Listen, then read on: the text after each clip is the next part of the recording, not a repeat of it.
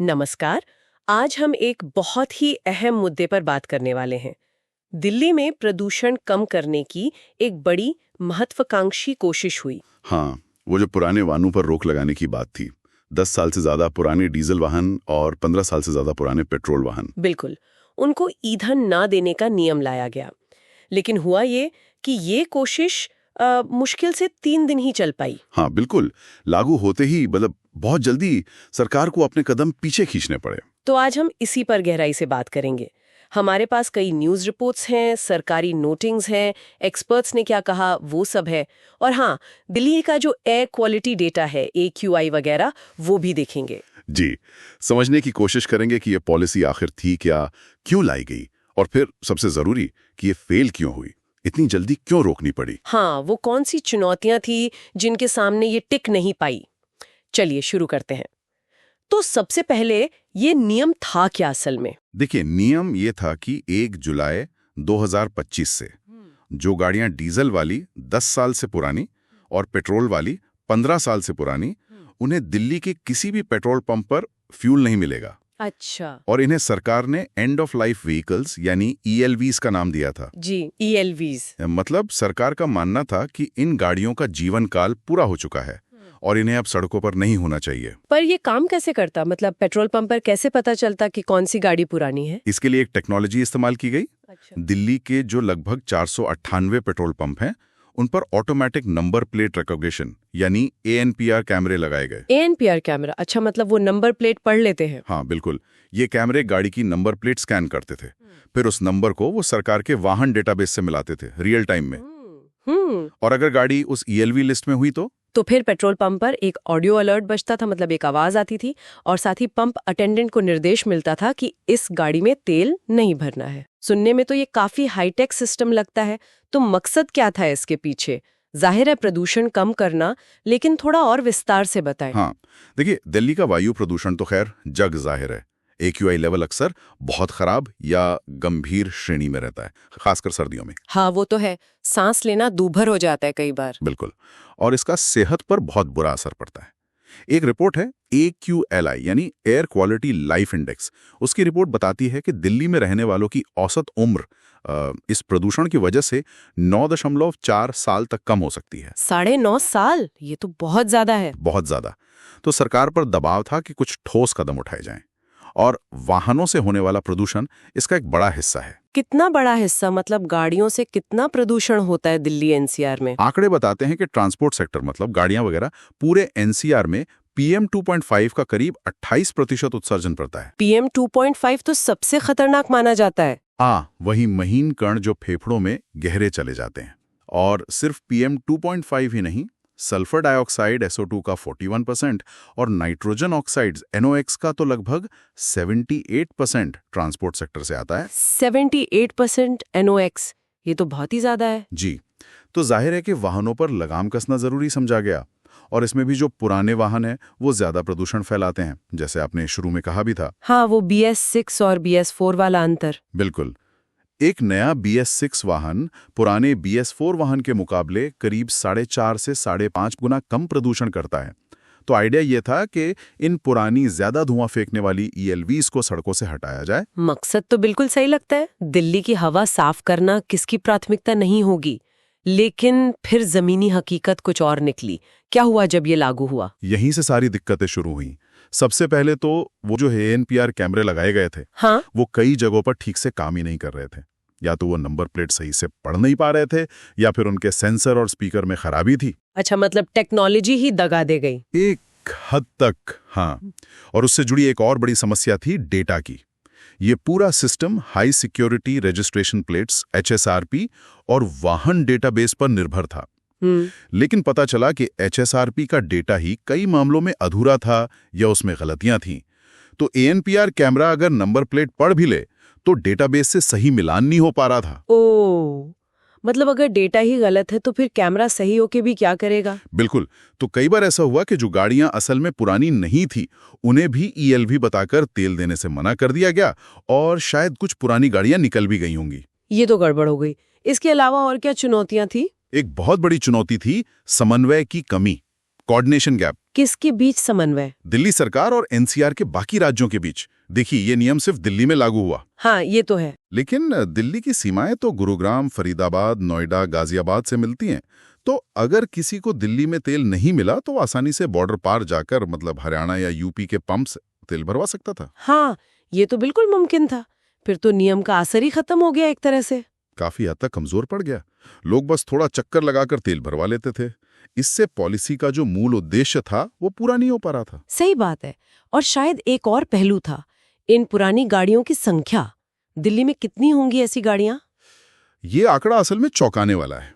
अनुमान है कि दिल्ली में करीब 62 लाख वाहन ELV कैटेगरी में आते हैं। 62 लाख? हाँ, इसमें से करीब 41 लाख तो टू व्हीलर्स हैं, मतलब स्कूटर, मोटरसाइकिल, और करीब 18 लाख चार पहिया वाहन यानी कारें वगैरह। इतनी बड़ी संख्या, इनको सड़कों से हटाना तो मतलब बहुत ही मुश्किल काम है। बिल्कुल, ये एक बहुत बड़ी लॉजिस्टिकल चुनौती थी।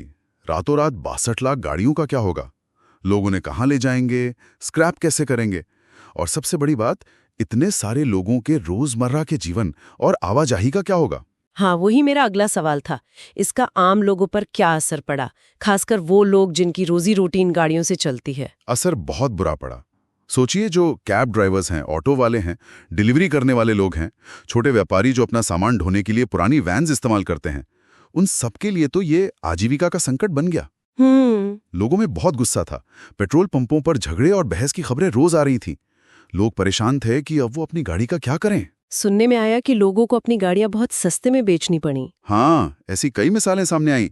एक खबर तो ये भी थी कि किसी को अपनी 8.5 लाख रुपए की मर्सिडीज कार, जो शायद 10 साल से ज्यादा पुरानी हो गई थी, उसे मजबूरन सिर्फ 2.5 लाख रुपए में बेचना पड़ा। 8.5 लाख की गाड़ी 2.5 लाख में?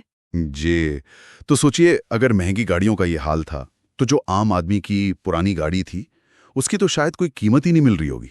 उन्हें कबाड़ में बेचने जैसा हो गया। ये तो वाकई दिखाता है कि नियम का असर कितना गहरा और शायद कुछ हद तक अन्यायपूर्ण भी हो सकता है, खासकर गरीब और मध्यम वर्ग के लिए। बिल्कुल, क्योंकि जाहिर है जिनके पास साधन है वो शायद नई गाड़ी खरीद भी लें, लेकिन जो मुश्किल से गुजारा कर रहे हैं उनके लिए अपनी चलती हुई गाड़ी को एकदम से छोड़ देना बहुत बड़ा झटका था। तो इन सब दिक्कतों को देखते हुए सरकार ने फिर क्या किया? मतलब दिल्ली सरकार का क्या रुख रहा? देखिए, जब ये सब परेशानियां सामने आने लगी, तकनीकी खामियां, समन्वय की कमी और सबसे बढ़कर लोगों का गुस्सा और विरोध, तो दिल्ली सरकार पर दबाव बना।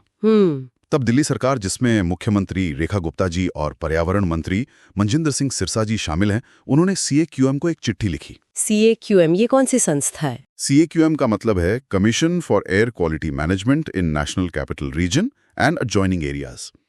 ये केंद्र सरकार द्वारा बनाई गई एक बॉडी है जो पूरे NCR में वायु प्रदूषण से जुड़े मामलों को देखती है और नियम बनाती है। ये नियम भी असल में CAQM के निर्देशों के तहत ही लाया गया था। अच्छा, तो दिल्ली सरकार ने CAQM को क्या लिखा? उन्होंने लिखा कि ये जो नीति लागू की गई है, ये जमीनी स्तर पर अव्यावहारिक साबित हो रही है। इसमें बहुत सारी तकनीकी चुनौतियां हैं, समन्वय की कमी है और लोगों को भारी परेशानी हो रही है। इसलिए इसे फिलहाल स्थगित कर दिया जाए। और CAQM ने मान लिया? एक तरह से हाँ, क्योंकि दिल्ली सरकार के इस पत्र के बाद और जमीनी हकीकत को देखते हुए लागू होने के सिर्फ 3 दिन के अंदर ही इस नियम का क्रियान्वयन प्रभावी रूप से रोक दिया गया। पेट्रोल पंपों को कहा गया कि फिलहाल वो पुरानी गाड़ियों को भी तेल दे सकते हैं। मतलब 3 दिन में ही पॉलिसी ठंडे बस्ते में चली गई? जी बिल्कुल। क्या सरकार ने कोई वैकल्पिक सुझाव भी दिए कि इसे कैसे बेहतर तरीके से लागू किया जा सकता था? हाँ, दिल्ली सरकार ने अपने पत्र में कुछ सुझाव दिए थे, जैसे कि इसे एकदम से लागू करने की बजाय चरणबद्ध तरीके से लागू किया जाए, फेज्ड मैनर में। कैसे? शायद पहले सबसे पुरानी गाड़ियों को हटाया जाए, या फिर पहले सिर्फ कमर्शियल गाड़ियों पर फोकस किया जाए। दूसरा सुझाव था कि जो मौजूदा PUC यानी pollution under control certificate system है, उसे और मजबूत किया जाए। PUC, लेकिन उस पर तो वैसे ही सवाल उठते रहते हैं। बिल्कुल वही बात है। PUC सिस्टम की अपनी सीमाएं हैं, उस पर हम अभी आएंगे। तीसरा सुझाव था कि जिन लोगों की गाड़ियां ELV कैटेगरी में आने वाली हैं, उन्हें पहले SMS भेजकर या किसी और तरीके से सूचित किया जाए, उन्हें थोड़ा समय दिया जाए। ये तो वाजिब सुझाव लगते हैं। खैर, इस पूरे मामले पर राजनीतिक प्रतिक्रियाएं भी आई होंगी? हाँ, जाहिर है। दिल्ली में विपक्षी पार्टी आम आदमी पार्टी ने इसे सत्तारूढ़ BJP सरकार की बड़ी विफलता बताया। उन्होंने कहा कि बिना पूरी तैयारी और सोचे समझे ये नियम लागू कर दिया गया, जिससे जनता को परेशानी हुई। और एक्सपर्ट्स क्या कहते हैं इस बारे में, जो पर्यावरण और ट्रांसपोर्ट के विशेषज्ञ हैं? विशेषज्ञों की राय काफी मिलीजुली लेकिन महत्वपूर्ण है। जैसे centre for science and environment CSE के विवेक चट्टोपाध्याय जी हैं, उनका कहना है कि सिर्फ गाड़ी की उम्र को प्रदूषण का एकमात्र पैमाना मान लेना शायद सही नहीं है। क्यों? ऐसा क्यों? उनका तर्क है कि एक पुरानी गाड़ी अगर उसे अच्छी तरह से मेंटेन किया गया है, उसकी सर्विसिंग ठीक से होती है, तो हो सकता है कि वो किसी खराब तरीके से रखी गई नई गाड़ी से भी कम प्रदूषण करे। हाँ, ये बात तो सोचने वाली है। मेंटेनेंस बहुत जरूरी है। बिल्कुल। और वो PUC सिस्टम की खामियों पर भी उंगली उठाते हैं। वो कहते हैं कि हमारा मौजूदा PUC टेस्ट असल में PM 2.5 या NOx जैसे खतरनाक प्रदूषकों को मापता ही नहीं है। वो सिर्फ कार्बन मोनोऑक्साइड और हाइड्रोकार्बन की जांच करता है, जो कि पूरी तस्वीर नहीं दिखाते। अच्छा, ये तो बहुत बड़ी कमी है। मतलब जिस PUC सर्टिफिकेट के भरोसे हम रहते हैं, वो असली विलेन को पकड़ ही नहीं रहा। काफी हद तक यही सच्चाई है। तो एक्सपर्ट्स का कहना है कि सिर्फ उम्र पर बैन लगाने की बजाय हमें एक ज्यादा व्यापक, एक समग्र दृष्टिकोण अपनाने की जरूरत है, जिसमें गाड़ियों की वास्तविक उत्सर्जन स्थिति को जांचा जाए, न कि सिर्फ उनकी उम्र देखी जाए। तो ये हमें फिर से वहीं ले आता है कि समस्या शायद सिर्फ पुरानी गाड़ियों में नहीं, बल्कि हमारे पूरे सिस्टम में, खासकर PUC जांच प्रणाली में सुधार की जरूरत है। निश्चित रूप से PUC को ज्यादा वैज्ञानिक और भरोसेमंद बनाने की तत्काल जरूरत है। उसमें PM 2.5 और NOx की जांच शामिल होनी चाहिए, और जांच में धांधली रोकने के लिए भी कड़े कदम उठाने होंगे। इस पॉलिसी के अलावा भी तो दिल्ली में प्रदूषण कम करने के लिए और भी कदम उठाए गए हैं या विचाराधीन हैं, जैसे ऑड इवन था। हाँ, ऑड इवन लागू किया गया था, लेकिन उसके प्रभाव पर भी विशेषज्ञ एक मत नहीं है। कुछ मानते हैं कि उससे सड़कों पर गाड़ियों की संख्या कम होने से कुछ फौरी राहत मिलती है, लेकिन प्रदूषण के स्तर पर कोई बहुत स्थायी या बड़ा फर्क नहीं पड़ता। और अब दिल्ली सरकार इलेक्ट्रिक वाहनों पर बहुत जोर दे रही है। नई EV पॉलिसी 2.0 भी आई है। जी बिल्कुल। दिल्ली सरकार की नई EV पॉलिसी 2.0 का लक्ष्य बहुत महत्वाकांक्षी है। वो चाहते हैं कि 2027 तक दिल्ली में बिकने वाले 95% नए वाहन इलेक्ट्रिक हों। 95%? ये तो बहुत बड़ा लक्ष्य है। क्या ये मुमकिन है? लक्ष्य बड़ा है, और इसके लिए काफी प्रयास करने होंगे। चार्जिंग इंफ्रास्ट्रक्चर बढ़ाना होगा, बैटरी की कीमतें कम करनी होंगी, लोगों को जागरूक करना होगा। लेकिन ये सही दिशा में एक कदम जरूर है, क्योंकि EV से टेल पाइप एमिशन, मतलब गाड़ी से निकलने वाला धुआं, शून्य होता है। हाँ, ये तो है। लेकिन क्या सिर्फ गाड़ियों को EV में बदलने से दिल्ली की हवा साफ हो जाएगी? ये एक अहम सवाल है। देखिए, वाहन प्रदूषण का एक बड़ा स्रोत है, लेकिन एकमात्र स्रोत नहीं है। हमें बाकी स्रोतों पर भी उतना ही ध्यान देना होगा। जैसे कि कंस्ट्रक्शन साइट से उड़ने वाली धूल, ये PM 2.5 का बहुत बड़ा सोर्स है।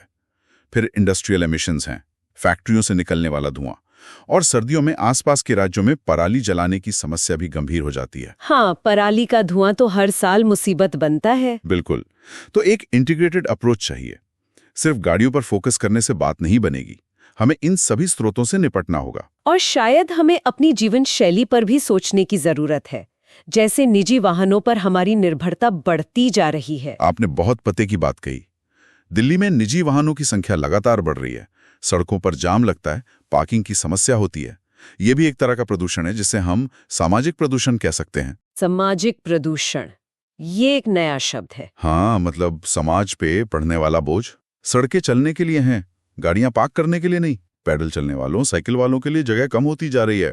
महात्मा गांधी ने कहा था ना कि धरती हर किसी की जरूरत पूरी कर सकती है, लेकिन किसी एक के लालच को नहीं। बिल्कुल सही। तो शायद हमें सार्वजनिक परिवहन को बेहतर और आकर्षक बनाने पर भी उतना ही जोर देना चाहिए। निश्चित रूप से। अगर दिल्ली में एक वर्ल्ड क्लास, भरोसेमंद, सुरक्षित और आरामदायक पब्लिक ट्रांसपोर्ट सिस्टम हो, बसें, मेट्रो, तो शायद लोग अपनी निजी गाड़ियां निकालने से पहले सोचेंगे। लास्ट माइल कनेक्टिविटी सुधारनी होगी।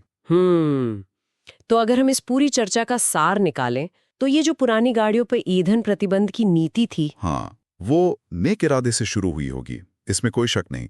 प्रदूषण वाकई एक गंभीर समस्या है, लेकिन वो तकनीकी तैयारी की कमी, अलग अलग एजेंसियों और राज्यों के बीच समन्वय न होने, और सबसे जरूरी, आम लोगों पर पड़ने वाले असर का सही अंदाजा न लगा पाने की वजह से फेल हो गई। जी। और ये मामला एक बार फिर ये दिखाता है कि दिल्ली का वायु प्रदूषण कितना जटिल मुद्दा है, और इससे निपटने के लिए जो समाधान हम लाएं वो न सिर्फ प्रभावी हों बल्कि व्यावहारिक भी हों और न्याय संगत भी हों। मतलब उनका बोझ समाज के सबसे कमजोर तबके पर न पड़े। बिल्कुल। तो आखिर में ये सवाल बचता है, और शायद हमारे सुनने वालों के लिए भी सोचने की बात है कि क्या समस्या वाकई सिर्फ पुरानी गाड़ियों में है, या हमें पहले अपनी प्रदूषण जांच प्रणाली मतलब पीयूसी को इतना मजबूत बनाना होगा कि वो हर गाड़ी के वास्तविक प्रदूषण को सही सही माप सके, चाहे वो नई हो या पुरानी। ये एक बहुत ही वाजिब सवाल है। और साथ भी क्या वाहनों पर इतना ज्यादा ध्यान देकर हम कहीं प्रदूषण के जो दूसरे बड़े स्रोत हैं जैसे इंडस्ट्री, कंस्ट्रक्शन, पराली, उन्हें नजरअंदाज तो नहीं कर रहे? शायद असली हल, जैसा हमने पहले भी कहा, एक संतुलित और समग्र दृष्टिकोण में ही छिपा है। बिल्कुल, एक ऐसा नजरिया जो समस्या के हर पहलू को देखे और उसका समाधान करे। खैर, ये चर्चा आज यहीं समाप्त करते हैं। उम्मीद है हमारे श्रोताओं को दिल्ली के इस हालिया घटनाक्रम को समझने में मदद मिली होगी। जी, धन्यवाद।